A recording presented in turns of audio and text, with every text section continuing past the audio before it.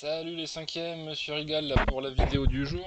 Alors la semaine dernière, ce que je vous avais demandé de faire, c'était concevoir un super-héros. L'imaginer ses pouvoirs, imaginer son costume, son nom, son histoire, ses ennemis, etc. etc.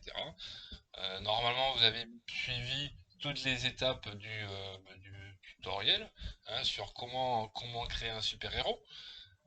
Donc c'était la phase préparatoire, la phase de réflexion et tout. Maintenant, ce que je vais vous demander par rapport à... pour participer à notre concours du meilleur super-héros, alors j'en récompenserai 5 sur les deux classes. Hector, Lancelot, on a deux classes. Les 5 meilleurs super-héros, on votera ça enfin, avec ma famille et les collègues, c'est-à-dire des héros qui seront originaux et utiles. Voilà, il ne s'agit pas d'être l'originalité et l'utilité. Vous savez que remarqué certainement dans les films de super-héros, mais que le super-héros il sert à quelque chose. Il sert le bien, il sert la société, il sert les autres, les hommes, l'humanité.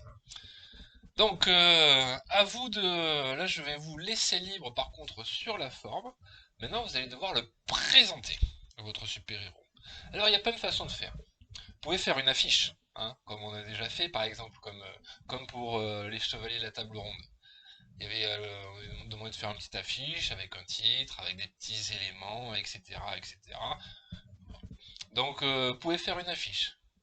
Travailler le visuel, travailler notamment la représentation de votre super-héros. Vous pouvez faire aussi des vidéos, vous pouvez faire une chanson, vous pouvez écrire, raconter un épisode, donc un petit écrit, oui, un épisode en gros de votre super-héros, c'est-à-dire une de ses interventions. Alors, avec un problème, avec un schéma narratif type, hein. Rappelez-vous comme ce qu'on avait vu, ce que vous avez vu sur le compte l'année dernière.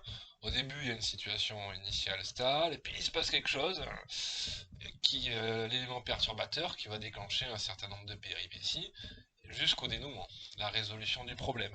Et là, bon, pensez, voilà, c'est votre super-héros en fait qui va intervenir pour aller aider quelqu'un par rapport à un problème qui se posera et qui va donc résoudre cela. Hein. Donc on a toujours un petit peu les mêmes schémas narratifs.